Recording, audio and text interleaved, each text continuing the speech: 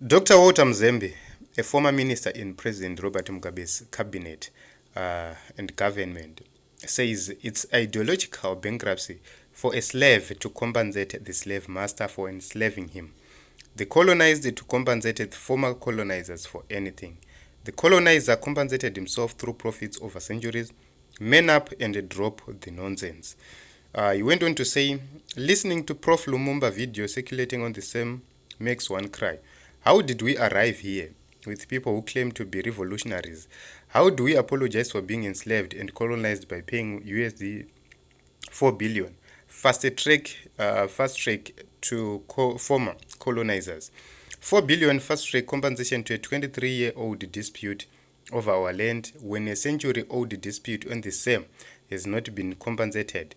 Our people are still without land to this day, and a black bourgeoisie with all land asking taxpayers to pay.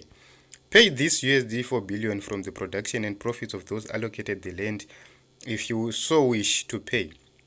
And apologize for taking back your land, but for goodness sake, don't impose a legacy debt on the poor, on those without land for your lifestyles. Kure.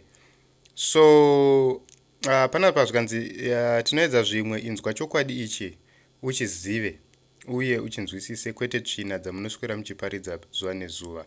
So I agree with Dr. Walter Mzembi. We have people during the day they pretend kuti they are revolutionaries, but during the night they run kuvarungu vachienda vachinokumbira regerero vachivapa mari vachidi.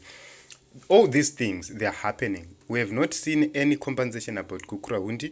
We have not seen any compensation about Murambatsvina. We have not seen the August 2018 victims being compensated. We have not seen any compensation, meaningful compensation for people who are being relocated, pachitwa among other productive issues. The Tokwe Mkosi issue, there was no meaningful compensation given to the people of Tokwe Mkosi. But if you take a look on the number of farmers, vari kukombanzetwa, and the number of families which were evicted from Tokwe Mkosi, same. But take a look on the compensation iri kupiwa varungu, 4 billion. Vashona vanhu vatema vakapiwa mari, just a few dollars. The same is happening kuvanhu vari kurelocatwa vari pamadam areas kwese. Hapana mari dziri meaningful dzavari kuwana for the developments dzavakaita, for whatever they did, there are no benefits whatsoever. So you see kuti that is the problem we have in Zimbabwe, kuti these people, they don't have ideas, so they rely on other trivial issues for them to survive, to be in power forever and forevermore. They will tell you chamisa mtengesi, chamisa kadai, but even ndo vari kutoita zvinhu zveutengesi, they are sellouts. Why? It's because the liberation struggle was waged because of land. That same land which they are selling back, that same land which they are saying, let us compensate. So this will invalidate the liberation struggle. I always say this. If you pay these former colonizers, you have invalidated the liberation struggle. You have proved that you were terrorists during that liberation struggle. Because if you were not terrorists, if you were fighting for land, why are you compensating the people who stole your land? Why are you compensating the people you fought to get back your land? Why are you compensating them? If they stole your land, you have recovered your land, why are you paying them anything? You don't need to pay them at any time.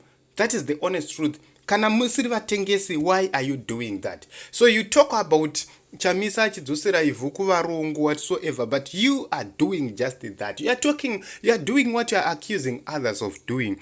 Why? It's because you are not sincere. It's because you are not honest. It's because you are not leaders. It's because you are who you are. Corruption masters. That is how you survive. Now, you have privatized my minerals ese. Who is owning those private companies zikurana minerals? You, the elites.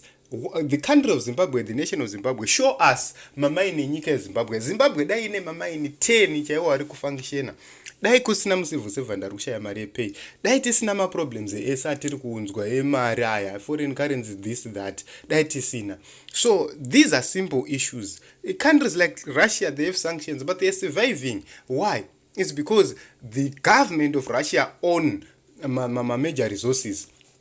and they are utilizing that. So you see, Kuti, we have a problem in Zimbabwe. We have to fix this problem. We have to make sure that we nationalize our mines. We make sure that we nationalize our land, and that land benefits the people, not a few elites. That is what we need to do.